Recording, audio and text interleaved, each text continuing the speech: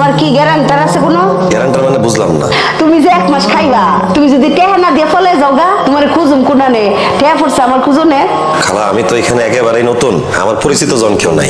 খালা আপনি আমার বিশ্বাস করতে পারেন। আরে বাবা রে, বিশ্বাসের মা বাপ দুনুটা কবে মরে গেছে গা, বিশ্বাস আর যাই না কাউরে।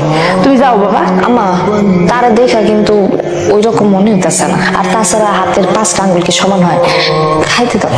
আপনি কি আজকে খাইবেন? তাহলে বাবা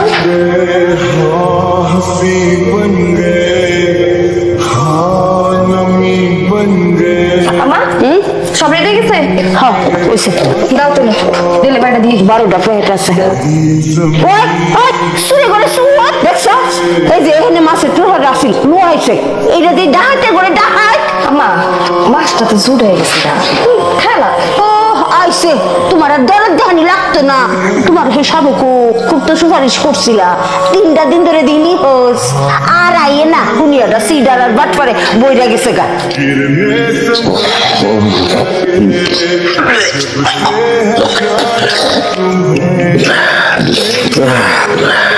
হ্যালো মা, আসসালামু আলাইকুম। কেমন আছো বাবাজান? হ্যাঁ মা, ভালো আছি। খাওয়া দাওয়া করছো? হ্যাঁ মা, খাইছি। যাবো এখানে মাছ খাবারই খাও, হ্যাঁ তোমার ভালো মতো খাও কোন দেয় তো। হ্যাঁ মা, আমার এখানে সপ্তাহে একবেলা মাছ আর মাংস দেয় মা। একটু আগেও মাংস দিয়ে ভাত খাইছি। হ্যাঁ দরজা খোলেন, দরজা খোলেন। হ্যাঁ আপনি কি মনে করছেন? কি শুরু করছেন? আপনি কি গাপটি মেরে বয়ে থাকবেন, পালা থাকবেন, আপনাকে খুঁজে পাইবো না? 15 দিন ভাত খাইছেন না, টাকা বের করেন। বিশ্বাস করেন 3 দিন ধরে আমি কিছু খাইনি, পানি খাইয়ে বাইসে রয়েছি। আমি যে কোম্পানিতে কাম করতাম হেরা বেতন না দিয়ে তালা মেরা পালায় গেছে। সবাই ধরা খেলে এইসব কথাই শুনায়, গান গাইগুলা।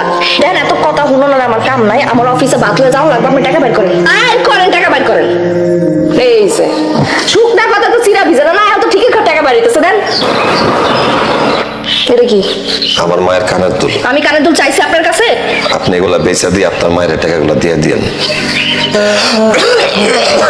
হ্যাঁ টাকা পয়সা লাগবে না, এই যে আপনার মার গয়না দিয়ে দিলাম, উঠে বলেন উঠেন। টাকা পয়সা নাই যা, কিন্তু কইলে হয় যে টাকা পয়সা নাই। এত পয়সা মনে করছেন? হ্যাঁ টাকা পয়সা নাকি এখন কি জানলাম নাকি? ढूंढते हो तुझे पहचानते ही नहीं, अब लोग तन्हा मुझे मेरी ঘুমাইতেছেন? না ঘুমাই নেই। শরীর কেমন? হ্যাঁ শরীর তো ভালোই। আমি আপনারা যতই দেখি ততই অবাক হই। আপনার আসলে উপর দিয়ে দেখলে বোঝা যায় না আপনার ভিতরটা নরম। লন দোকান। আমি বাটপার না, আপনি এগুলো বেচা দেন। খালি এসে বেসা বেসা বেসা বেসা। আমি মানুষ খারাপ হইতে পারি, কিন্তু বিবেক এখনো মরা যায় না। এই যুগে তো শিক্ষার কোনো মূল্য নাই। হাজার পড়ালেখা করে তো একটা চাকরিও খুঁজে পেলাম। পাইবেন কেমনি? সম্বল তো আপনার একটাই, ওই যে একটা শার্ট ময়লা সিরা ফাড়া, এই শার্ট পরে গেলে চাকরি জীবন হইব? প্রথমে হইলো দর্শনদারি, তারপরে গুন্ডিসারি। ঋণ বাড়ছে না, আর একটু বাড়াই দিই। খাইয়া লন, এরপর মার্কেটে যাবো, যাই আপনার একটা সুন্দর দেখে শার্ট কিনে। তোমার রেজাল্ট তো খুবই ভালো, প্রত্যেকটা সাবজেক্টে first class first. Thank you sir. Brilliant. Sir আমার চাকরিটা খুবই দরকার। হ্যালো, জি না না ঠিক আছে ঠিক আছে, আমি আমি দেখছি, হয়ে যাবে, আপনি টেনশন করবেন না। জি জি জি। Young man I am sorry, তোমাকে আসতে হচ্ছে। बस किसी का স্যার একটা কথা বলতে চাই। ফোন কলের কারণে যদি চাকরি ফিক্স করাই থাকে তাহলে আমাদেরকে কেন ডাকেন স্যার? এই অদৃশ্য হাতের ছোঁয়ায় যদি সবকিছু নির্ধারিতই থাকে তাহলে নেক্সট নেক্সট বলে আমাদের মতো স্বপ্নবাজ তরুণদের স্বপ্ন নষ্ট করা মানেটা কি? আশা করি আমার পরে কাউকে নেক্সট নেক্সট বলে ডেকে তাদের স্বপ্নগুলো নষ্ট করবেন না। আসি স্যার। আপনার সার্টিফিকেটটা নিয়ে যান। সার্টিফিকেটগুলো লাগবে না, এই সার্টিফিকেটগুলোর উপযুক্ত স্থান ডাস্টবিন। তার চেয়েও ভালো হয় যদি এগুলো আপনাদের টেবিলেই পড়ে থাকে। এই সার্টিফিকেটগুলো আপনাদের দিকে তাকিয়ে উপর সে হাসি হাসবে। বাবার সার্টিফিকেটটা কনফার্ম করো। বুঝছিস না কেন? আমি জনতা পার্টির আম্মান সাহেব ফোন করেছিল ওনার বার্থডের ব্যাপারে। বাবা আমি জানি না, আমি তোমার মেয়ে, আমি তোমার মেয়ে হয়ে সুপারিশ করছি, তুমি ওনার চাকরিটা কনফার্ম করো বাস। ঠিক আছে ইয়াং ম্যান, তোমার চাকরি কনফার্ম করা হলো। Thank you sir. Thank you madam. আমি আমার চাকরিটা খুব দরকার ছিল। আমি কৃতজ্ঞতা এটা কোনোদিন এই ঋণ শোধ করতে পারবো না।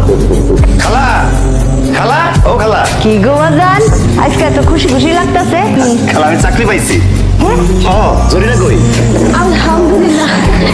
আপনি আসলে চাকরি পাইছেন? হ, একটা বড় কোম্পানিতে চাকরি পাইছি। আমার মাসিক বেতন 50,000 টাকা। ও আল্লাহ, কয় কি? মাশাআল্লাহ মাশাআল্লাহ। কি অবস্থা মিস্টার আলম? কেমন লাগছে প্রথম দিনের অফিস? ম্যাডাম ভালো লাগছে। এক্সকিউজ মি, আপনি আমাকে ম্যাডাম বলেছেন? আমাকে ম্যাডাম বলে ডাকতে না। Madam you know it's very odd লাগে। You can call me miss Aliza. জি, আচ্ছা ঠিক আছে। আপনাকে প্রথম দেখায় আমার মনে হয়েছিল আপনি খুব সহজ সরল, আর এরকম টাইপের মানুষকে আমি অনেক বেশি পছন্দ করি। মানে আপনাকে তো চাইলেই আমি সহজে গড়ে তুলতে পারবো। জি ম্যাডাম, আমি ঠিক বুঝলাম না।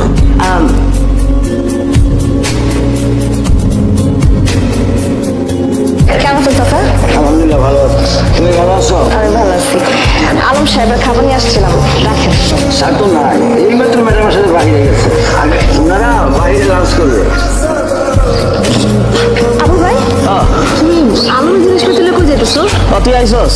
আলমে হঠাৎ করে করতে দিনে আইসে আয় আমারে কইতেছে ভাই আমার জিনিস ঠিক তো গুছায় উত্তরে দিয়ে যাও। হ্যাঁ এখন সাহেব হয়ে গেছে, হ্যাঁ বসে তারা থাউনের জায়গা দিছে, কোম্পানির কামে বিরাট ব্যস্ত, এলাকে তোরে কইতাছে না। আমার এটাও কইছে তোর লগে দেখা হইলে যাতে তোর আমি বুঝায় কই কি বেটাটা, হ্যাঁ বুঝায় কইছি, বুঝছস না?